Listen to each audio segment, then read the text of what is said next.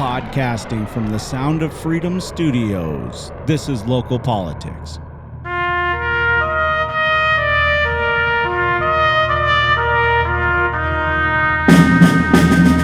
This episode is sponsored by Cartwheel Communications, web development, e-commerce, and SEO that leaves a lasting impression. Welcome to the Sound of Freedom Studios, and welcome to the 2023 City of Schertz Council Member Place 3, 4, and 5 candidate question and answer. Let's call this forum to order. That's my gavel. I need somebody wants to donate a gavel. We're still accepting donations. All right. Schertz has 3 citywide open seats because Place 3 council member Jill Whitaker has decided to step down. Place 4 council member Mike Dalla is also stepping down, and Place 5 council member David Scagliola has decided to step down. My question is we have such a great tax rate here in the city of Selma. I'm curious if they're going to be moving over one city. We got some houses for sale if you guys want to move over. Just don't think about coming to our council and messing it up, okay, you guys? No, seriously, Jill, Michael, and David, I consider you all friends, and you guys did great work on the council there in the city of Schertz, so thank you. I mean that sincerely. So here's how it works. Residents who are registered to vote in Schertz will get 1 vote for Place 3, 1 vote for Place 4, and 1 vote for Place 5. So when you go to vote in the city of Schertz, you get for the council race, you get 3 votes, okay? All the election information can be found on the City of Schertz website or by clicking the links in the description below, which we're going to have all the links for each of the episodes, okay? So here's who's running. In Place 3, we have Tyrone Taylor and Paul Macaluso. Place 4, Danielle Craig, Robert Marks, Mike Armstrong, and Tiffany GIBSON. In Place 5, Paul Kenzier and Robert Westbrook. So with that, let's go ahead and get started. Let's meet these candidates. Let's meet the candidates on this show today, which are going to be running for Place 4. Question 1. What is your name, and can you tell us about yourself? Who are you? Hey, everybody. I'm Tiffany GIBSON. I am running for Schertz City Council Place 4. I am just a normal person. I'm a resident, a mom, a veteran, a small business owner. I am you. I am just another resident of the city of Schertz. And I'm so excited to have the opportunity to run again. I enjoy serving our community the same way I served our country. And I feel like even just here in the city of Schertz, we want to continue to be a premier city. And I want to be part of that.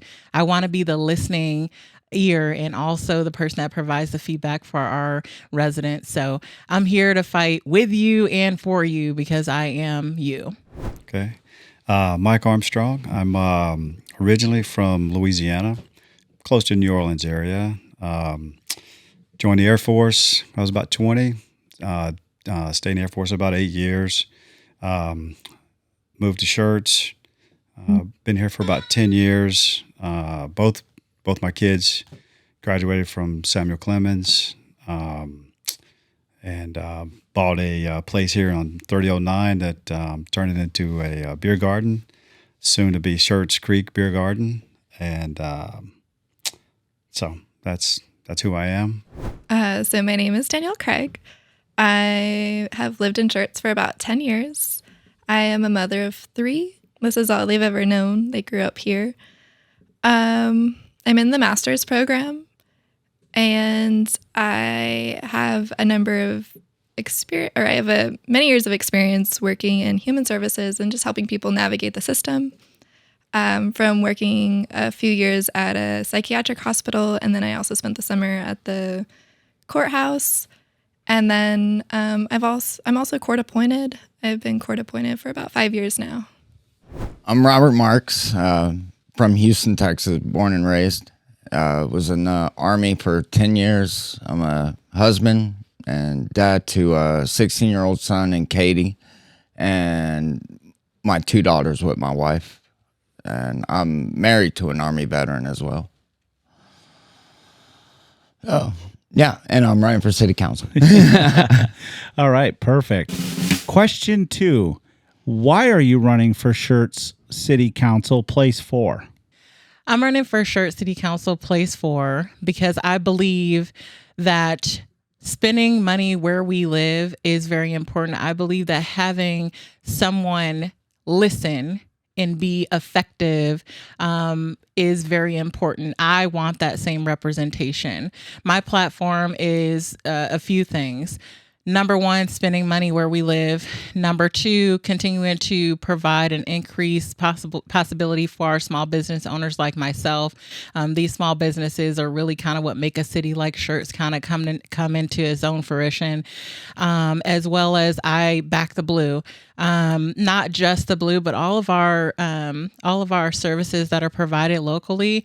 I think that as we continue to see how budgeting plays out, we already approved our budget for this year, but as we continue to lay out for years in the future, I want to be able to keep those folks in our city, because they already understand our city, as well as at the end of the day, responsible growth is very, very important. As we continue to develop in our city, that's very, very important. And I hope we probably get into like a question about the comprehensive land use plan and things like that, because all these things are like a domino effect of one another. If we can do one, there's a domino effect in how we can create prosperity in other areas that we look at also. First of all, I really love Schertz. So I've been here for about 10 years, and I really love the area. Once I started getting into business, I started talking with council members. I started talking with the people in the city and that kind of stuff. The reason I want to run is because I want to be part of the vision of Schertz. I'm not really sure there is a vision for Schertz. So in the next 5 to 10 years, I want to be part of what that's going to be like. So it's not that I really don't like what's going on right now, but I think the city could do some better choices, some smarter choices with what they're doing. So for example, 3009, it's crazy. There's so many cars on 3009. So one reason is for that. The other reason is, there's a couple other reasons too, and one of them is, and I talked to the city manager, Steve, and I talked to Ralph, and I looked at the budget, and I see what they're spending money on the budget for, and one thing that they're spending money on the budget, which makes a lot of sense, which is compensation for their employees. So I think, looking at it from a business perspective, I think that if you want good people, you got to pay them. So, and if you want these people in Schertz to work for you, then you got to pay them the right salaries. So I like that perspective of one of the things I want to do. I like to do. The other one is, I think Schertz needs things like running trails, biking trails, more parks. I mean, we got a great park, Pricknell Park. I think it's a great place, but I think there's really nothing on this side of town, not this side of town, but on the 3009 side of town. So there's really not a lot of stuff over there. So, anyway, so personally, I'd like to be part of beautifying Schertz. You know what I mean? I want to see it grow in the right way. So I look at places like Green, where you have the grist mill and that kind of area. That's what I like. I think that, to me, that's what Schertz should be like. So for me, that's kind of why I'm running. Anyway. I'm running because my passion lies in advocating for people. I'm big on research, legislation, and policies. I think that's important because when you're helping people navigate the system, I learned that you have to know the policies and you have to know the legislation. As far as research shows that we're stronger together, we're better together. And also with that comes a sense of belonging. It's so important for a person's mental health. So when you have a population that's under 50,000 people, it's so crucial that we're reaching every single person, and that's doable. It's a small town. We can do that. Lastly, Schertz continues to grow. So I think it's essential that we increase inclusivity and connect larger entities with each other. Well, anybody that knows me from a year ago knows I ran for mayor last year. It was very fortunate that some of the fortunate parts where I lost is it gave me the opportunity to keep learning, build relationships, and also prove that I was for real with wanting to be involved with the city. So with that going on this past year, it was made me want to come back and keep going with the city. As well as, as a parent, it's hard to have to admit and accept the fact that, you're not the only ones that influence or shape your kids. So does the community. So why not be involved with it? Try to make it the best you can. Question 3, what makes Schertz a great city, and what are some of the most important challenges facing Schertz? What I feel like makes Schertz a great city is also a response I get from my fellow residents.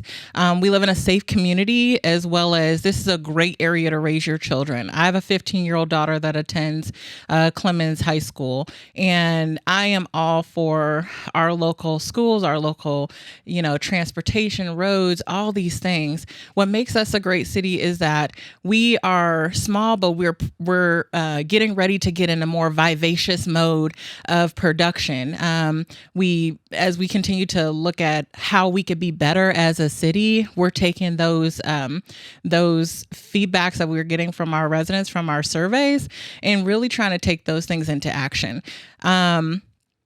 It's hard being a small city. I mean, there's a lot of historical things here that are so beautiful. And we don't want to push those things aside. And I would never want to push those things aside. I think that that's what really makes us a premier city, along with being a Purple Heart city at that. Talk about the honorable, opportunity to live in a city that has not just the accolades, but actually has the fight behind it to go with it. And I'm so proud to be a resident of the city of Schertz. And I would definitely tell anybody anywhere else, come visit this great city. Come find out what we can offer you and your family, what we can offer you as opportunity. Be a part of our growth. The things that Schertz definitely needs to work on, I would like to see us work on more of our process and procedures for our permits, so that we can get people to finish out projects that they start here. I want to see the decline of projects leaving the city of Schertz. And as I, hopefully if I have the opportunity to be elected, I can dig more into that. But I only know what I know, from a resident's side. I only know what is provided. And I'm really, I wouldn't say that there are bad things. There are just areas of improvement. Like you would think of just being a normal person. Our city is an entity. It's a business. It's a town that we live in. So you have to think about it in several different ways before you can really conclude what are like issues that are worth fighting, or issues that are just personal, or issues that will be best for our business, for our city. So I wouldn't just poke in one area. I would really want to corral everyone to be educated in the area they're truly fighting about.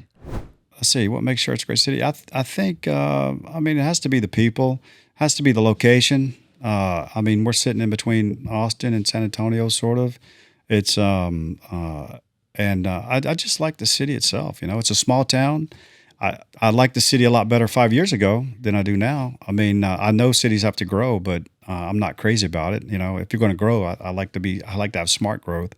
So, I think that, the school systems are great. My kids love Samuel Clemens. So, I plan on retiring here. So, this is where I want to live. So I want to make it a great place. Coming from a business perspective, I think permitting processes, that kind of thing for me, that's a big challenge. I know it's a lot of work, but and Schertz has a really bad name with businesses, with as far as permits and that kind of thing. So I think really need to work on that. And things like, I think a challenge would be, for example, my business. I think if HEB and Walmart and those guys, those are huge corporations. They can fund themselves. But a small business like myself, a business comes into Schertz And I'd really like to see the city of Schertz kind of step out and help them out a little bit, because they're only going to benefit from it. So, for example, from a business perspective, if the city of Schertz came to me and helped me get up and running, and we're losing money to Cibolo and and Selma and all the other surrounding cities because there's really no place to eat or things like that in Schertz. So we're losing hundreds of thousands of dollars. So a little bit of investment would, the sales tax they would get off of that investment would, pay for itself. And, anyway, those are a few things that those are a few challenges I think we need to overcome. So something I love about Schertz is the fact that it's small town. And then on top of that, people are so involved. I love that every single city council meeting I go to, there's always a ton of people there. They're vocal. They're in support of one another. People just show up here. We also have so many trees and trails and parks. It's beautiful. And then on top of that, there's our schools. They rock. And as far as challenges, I would say we need more and better infrastructure. I spent the morning talking to people in the neighborhood that are struggling with foundation and foundation work and how that's been a problem, as well as just the interactive map. We need more stores, more better traffic control, stuff like that. I want to speak to, as far as problems, what people have told me and less about what I feel. So I spoke to one person. He says he just wants to feel more involved. He doesn't feel like he knows people. He was like, I'm always that person out waving to everybody, but I don't feel like I really know anybody, and I want that. So I have plans for that guy, just to for that neighborhood. And hopefully someday I can put that to bring it to life.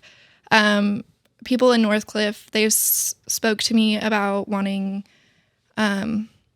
more police involvement. They were like, we feel like we see people drive around maybe once a week. We want to see more because crime's on the rise.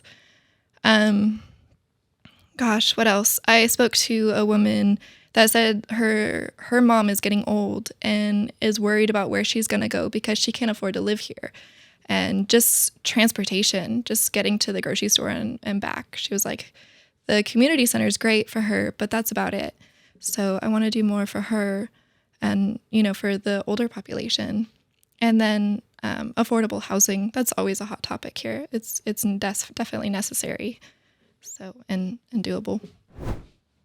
Oh, well, the city part, it's been really great to my family. It really has. I know the school district's very big on it. It's why a lot of folks move here, especially me and my wife with our daughters. One thing I learned when I ran last year, I had no idea what to expect, but the outcome of it was just awesome. A lot of folks were very encouraging, encouraged me to come back this year. I even got letters in the mail. It was kind of cool. So the challenges, I know one of them is the development is a big challenge. We definitely need it. The other challenges are compensation for first responders, city employees. The city is actually working on that right now. But I do know it's something they've been trying to get done for a while. All right, question 4. Have you served on any committees in Schertz, or do you belong to any organizations? I do belong to organizations in Schertz. I have not served on any official committee in any of our boards or commissions. I have not had the honor to do so. However, I do attend our boards and commissions meetings because that is the first step to figuring out kind of where things are going to go, especially because that's the first step that they have to take. The organizations that I'm a part of our chambers, both of them, the Tri-County and also the Schertz Chamber. And also as a small business owner, I am, proud to be a part of all of the organizations that we have provided as a resource for me as a small business owner, as well as what we have being, a Purple Heart city. So we're right around the corner from military base. And other than that, I will join anywhere that I know we're making an impact. But I'm very, very selective, because I also believe that just because you join everywhere don't mean that you could be helpful in every single circumstance. So I got to know where my place is in that organization. FYI, if you're not part of an organization, check them out. We have wonderful resources in the city of Schertz. I want to definitely advise and market that a little bit. Well, I did serve on the economic development subcommittee for a little while.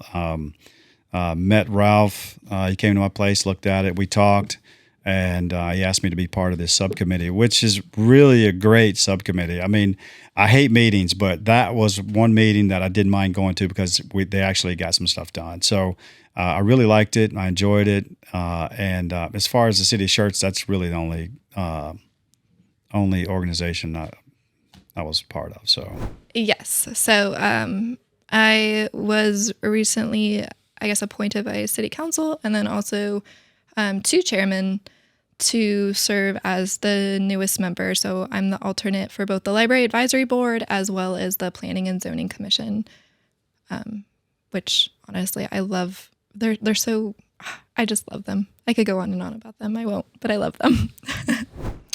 Not necessarily organizations, but I stay involved wherever I can, to trying to build relationships with the city. Question 5. What is the most pressing issue specifically facing the city of Schertz?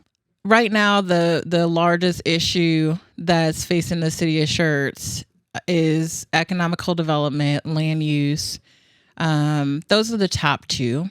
I would say, of course, we could look at our traffic and safety and data and things like that, but that would be the top two. And the reason why I would say those are the top two is because it goes along in the same dynamic. So when we're looking at what type of development we want, we have to first see what the use of the land is really set up to be.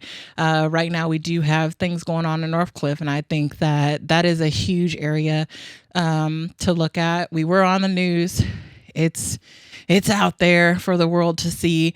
The residents fought really hard to ensure that they felt comfortable and heard. I don't think there's anything wrong with advocating for your lifestyle and what you desire to have. They are tax-paying residents also, so they have the right to do so. Again, even looking at this campaign from a candidate standpoint, I'm still a resident. If that was going on in my neighborhood, I don't know what I would feel like. I don't know what my next steps would be. But for them, that was the right choice.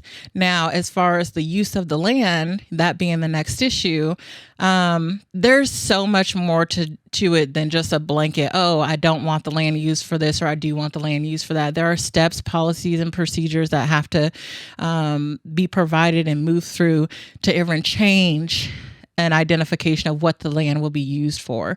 At the end of the day, it's a hard task on both sides, from a resident side as well as the city side. The city is looking at how it'll better serve the community, but the resident side is also how it'll better serve the community.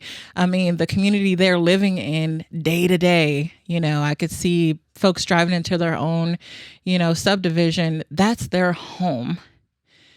However, in the same token, we, as part of the city officials and as council, have to look at how this is going to overall affect, and not just for the here and now of today, but how it's going to affect it in the next 10 to 30 years. So when I look at it, I have to look at it in both ways. Do I agree with how the fight took place? No. Do I hurt for them and feel like if I was in that same situation, would I fight? I would fight because that's where I call home. However, from the city standpoint, we're here to make the best judgment we can. And nobody's trying to hurt anyone. It's not personal. Well, I would say infrastructure would be one of them, and the North Cliff area. So I see that they turned down, I guess, the duplex development in that area, which they should. I'm totally with that. But I think infrastructure, there's a lot of potholes. There's a lot of roads that need to be fixed. And, it's as far as looking at the budget, I could see that they're spending a lot of money on infrastructure. So that's a good thing. So the most pressing issue is going to be the direction schools are taking. So they have a 10-year plan, but realistically, they're only looking at actually building the high schools because no younger families are moving in. They can't afford it. Along with that, there's also this push for like a 2-tier system. So I know on top of like already younger families can't afford to live here, they're also looking at like kind of like a voucher system. So it's housing that they can't afford, and now it's going to be school. Like what's going to happen there? It seems like it's kind of inevitable. So it just kind of being aware of that and tackling that issue. And right now I haven't really heard anyone really talking about it. And I feel like that's kind of a pressing issue that we need to be open to and discussing. Believe it or not, a dog, seems to be the big uproar right now. I guess now that Northcliffe is over for now, I guess. Which I am happy for those folks because you could tell they were stressed, but they stuck with it. They fought the good fight. But, there's a dog incident now where a lot of residents are wanting the dog to retire. And, it's not getting pretty, especially when emails are read and they're calling people out of their name. So it's not good. Question 6. Have you started campaigning? And if so, what have you learned? I have campaigned in the past. I did run last year for place 2. Campaigning is very dynamic. And especially as people can see, I don't really have to explain. I'm in a full contraption. I'm healing from a medical situation. At the end of the day, my campaigning has had to pivot this time. But that didn't, my things that I'm going through and my personal did not sway me to shy away from something that I'm passionate about. And I want the public to see that. Like, I'm real. I'm a human being, but something that I truly believe that I want to be a part of, I'm going to fight for it through all the hurt and the pain, even me sitting here right now. I'm going to fight through it because this is something that is very near and dear to my heart. And if I'm going to continue to live here, I want to provide as much education, impact, love, kindness, direction, vision, service, and community that I can.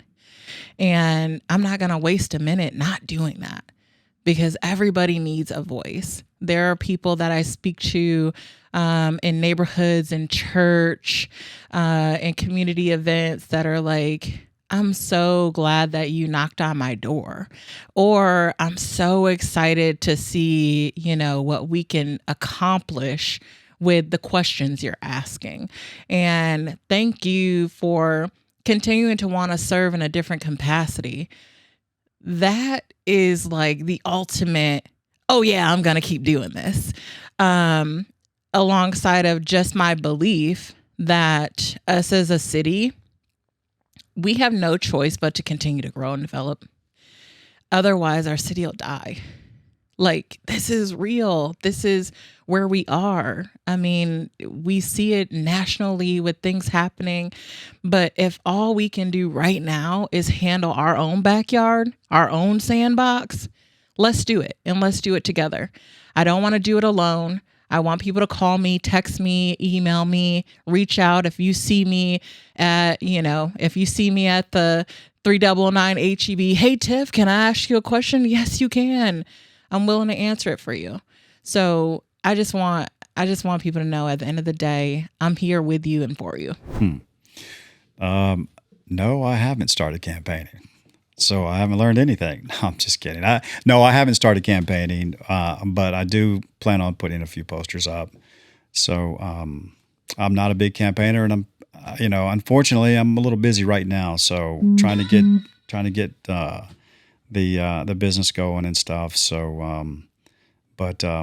I'm campaigning right now. So I plan on doing a few more podcasts and putting a couple signs up and I really haven't learned anything as far as the campaign is concerned. I know I've heard you guys talking about knocking on doors and stuff like that, and I wish I had time to do it, but I don't know.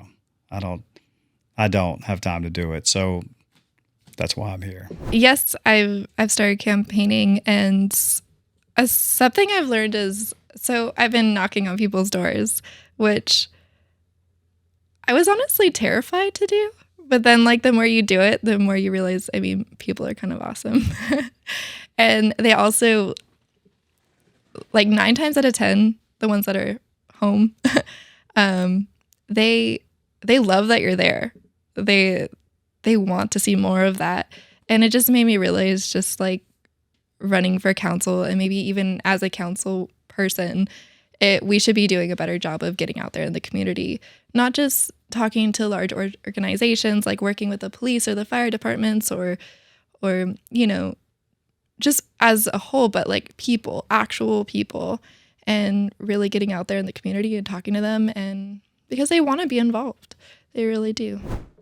Well, yeah, I have been campaigning. Learning wise, it's pretty much the same stuff as last year. Looking into the same things. But this year I am doing, what are those called? Ride-alongs. There we go. With first responders. So I actually got through doing one this past Friday. It was a pretty good time, actually. Learned a lot. Question 7. What is your preferred solution for the Northcliff Golf Course property? My preferred solution, honestly, since there's nothing, this just kind of got to a different level of not dissolve, but it's put back into a holding pattern. So I don't want to say the particular direction because we don't know what the next offer we have is. If the next offer in this holding pattern is something that Northcliff residents will approve of, then I will be for the residents what they approve of. The same way that it happened this time, this is something that they didn't approve of. They showed in full support and in masses that this is something they didn't want to go for. They have that right. Period. They have that right as a community. Now, if the next offer on the table is whatever it may be, if it's another developer choosing to do something they would actually approve of, I'm for it. If it's something they want to do as a community and they're going to figure it out, I'll go for that too. I want to keep the residents of Schertz. So to be honest with you, whatever is going to provide an increase and not a decrease, that's what I'm going to go for. If it's a decision of hurting those residents and I'm going to lose 10, 15% of them because of it, that's tax revenue I'm letting walk out the window. Are you kidding me? But they're more than just their tax revenue. Those are families. Those are human beings changing their lifestyle over something I could have prevented. So I'm going to be whatever it needs to be the best option. So that option would have to be presented. I can't speak about which way I would go until I see the option that's being presented and if it's something that they feel comfortable with. Well, I don't like the duplex situation. Of course, that's gone away. And if I lived there, I wouldn't want a a fourplex or anything else behind me. So, I mean, I feel for the people who live there because I wouldn't want it either. And I personally think that's not the place to put a mini mall or a forum or whatever you want to put there. It's just not the place. So, and you know, these people bought their places when the golf course was there, and you know, didn't expect this. So the preferred solution, I mean, I don't really know. I think if you want to build something commercial and you gave them a buffer of a couple 100 feet or whatever, so they can have, you know, some distance between them and I think maybe that might work. But for me, it would be whatever the people want. You know, I mean, this.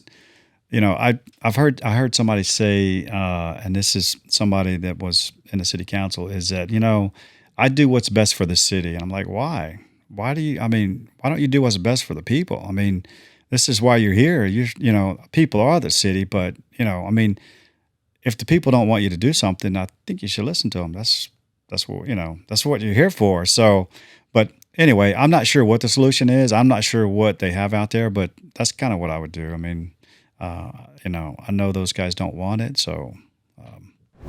My preferred solution would be the PID development. I think that's huge, and I'm all on board for that. I know it was also discussed. It was brought up to our attention during P&Z that a lot of people in the community, a lot of the active members who took part in the interactive map, were from Northcliffe, saying they wanted that to be like a PID development. And so I think I hope that's the direction we're going to take. If it comes to a vote, I'm on board. You know, honestly, the residents staying involved the way they are, they're very impressive the way they go about it, especially some of the residents that I know came in here and actually had an interview with you. You know, I've never seen a neighborhood come together like that, besides my neighborhood, but it was not as large as Northcliffe showing up and doing their fight. You know, it was very impressive. Question 8. This question comes from our local business show hosted by Jason Setzer. Over the course of the last few years, Schertz has made improvements with permitting. What else can be done to streamline that process? As I said in my opening, I did talk about process and procedures, permits, and things like that. For me, in order for this to become a Tiffany can help the situation, this is first, I need to speak with our city staff. I need to sit with our city manager. I want to see where the process is. I want to see standard operating procedures. I want to see where we've been. Has there been any increase or decrease in how we have processing times? You could talk to me about processing all day. That is actually one of my past lives, process engineering. So that actually makes me happy. So Lean Six Sigma and times, decrease, increase, percentage, and optimal budget improvement, that is for me. I love that stuff. And even being in finance now, it transitions so very well. So it's not a one step process. It'll take time. My first thing that I would do, like I said, is meet with the city staff. Are the folks that are doing this fully aware of the issues? People can say we're having problems with permits, but have we looked at what we have, why there's an issue, what data behind it says that we've been really slacking on lag times, and what exact category of permits are we talking about? Because there's not just a permit. There's permits for easements, water, sewer, garbage. There's permits for residents, permits for commercial. I mean, let's talk more specific about which one we want to emphasize in. Now, what I can tell you, yes, there are folks that want to grow our city that haven't had an opportunity. I've discussed it with quite a few business owners that potentially own some businesses even here in Selma. However, I will speak to my own personal experience, and I'll bring you in because I feel like being transparent is the most important thing. As a homeowner, it took months for me to get a permit for my solar panels. Solar companies sent it in. We're waiting. I was so excited when our fire marshal came out. I was like, "Hey, thank you so much." And then we kind of had just enough time to get it to CPS. It was scary. It was nerve-wracking. We made it happen, but I was nervous. I don't want that nervousness for anybody else, but that's where that's going to take place. How I can help somebody not have the same experience as me. Well, so I have some personal experience with the permitting process. So I think, I think the city needs to. I've been in a few meetings with the city about my place, and one thing I have a problem with is that when something's said in a meeting, and you leave and you come back, it changes. So I'm not sure if you guys hear this at all, but this is kind of bitten me in the ass a couple of times, and I really I hate it. So I think that kind of stuff, and also if the city tells you something, they should really know what they're saying. I was in one meeting, and they told me that I needed to have a fire hydrant 150 feet from my place, and I said, okay. Nobody has a fire hydrant 150 feet from their place. I haven't seen one yet. Well, you have to. Okay. So I looked up the code myself, and it's 300 feet. So, my thing is that I could have spent $20,000 to put in some type of fire hydrant 150 feet from my place based on what they told me. So misinformation. Now, I'm not saying they do it all the time, and I'm sure most of them are pretty good. And I've had some good relationships with some of these guys, and I'm not trying to badmouth them or anything like that. But I just think that if you're going to say something, you should really know what you're saying, because it could cost somebody a lot of money. And if you're a small business like myself, we don't have a lot of money. So, a lot of us are building our businesses from our savings account or something like that. As far as permitting, I would say I heard there is discussion about putting a cap on how long it takes to get a permit. And I think that's important. Additionally, okay, so as far as like small businesses are concerned, I feel like our city does a whole lot for larger organizations and businesses. Like, for instance, Amazon, they got a huge tax abatement, and that's because we're like, oh, we'll make so much on sales tax, it doesn't matter. But on small businesses, we say we want to help, but then, we're not giving them those tax abatements because we don't feel that we're going to get the sales tax off of them. And I just feel like you got to keep it even. You got to keep it fair. And as a city, you can't be like, well, what's in it for me? That's kind of shady. And it's not, as a whole, you're not really helping them in the long run, which affects the community as well. Ooh. So I do know that there's other cities that do third party, if I'm not mistaken, and it's helped a lot in that area. So it is definitely something I do want to look at to see if it's something that would help us improve instead of the complaints that we get, because it seems to be the only thing that comes with the permits is complaints. So, Question 9. There's been a lot of talk about K9 Medor. What's going on with that story, and what do you think should be done? Well, I think that they did exactly what I'd hoped they do. At this point, he is safe. He's always been safe. Let me not say that. He's always been safe. Due to his condition, he's been retired. I think that it's wonderful that he went back to be with his handler. We did have to push through the professional processes of doing such thing. I mean, as the city of Schertz, we're losing an asset. And that's hard too. So it's a very bittersweet situation because now we have to figure out how to gain that asset back, but also we provided a humane option for this amazing service animal. And I'm proud to say that the city of Schertz made the right decision. And I pray that he lives the happiest years that he's got left, and with a wonderful family that will love on him and provide the best living situation. And I'm proud and I'm happy. This was a very controversial issue with our city. Very.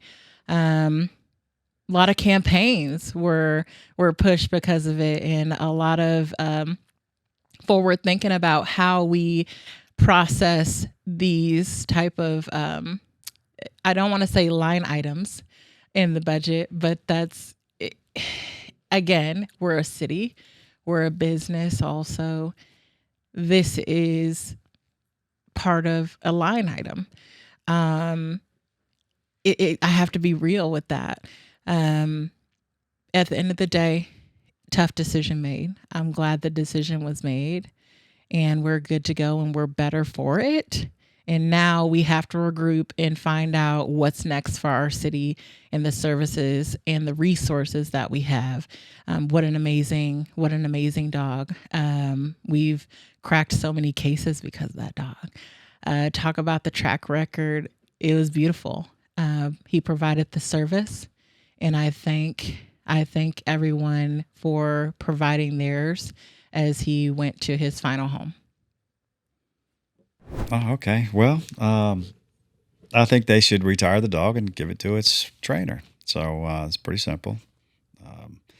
I'm sure that it doesn't cost $25,000 to purchase a dog up front. So I'm sure that's a span over a 5-year period or whatever it takes to train a dog. So, and I'm sure that was in the police chief's budget.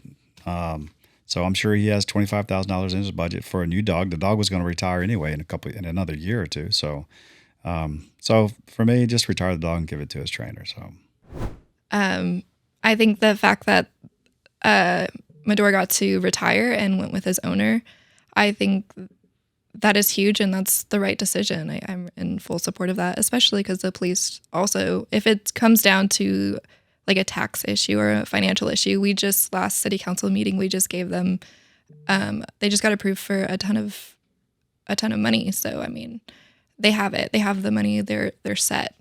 And Medor's retired and living a good life. That's what it's all about.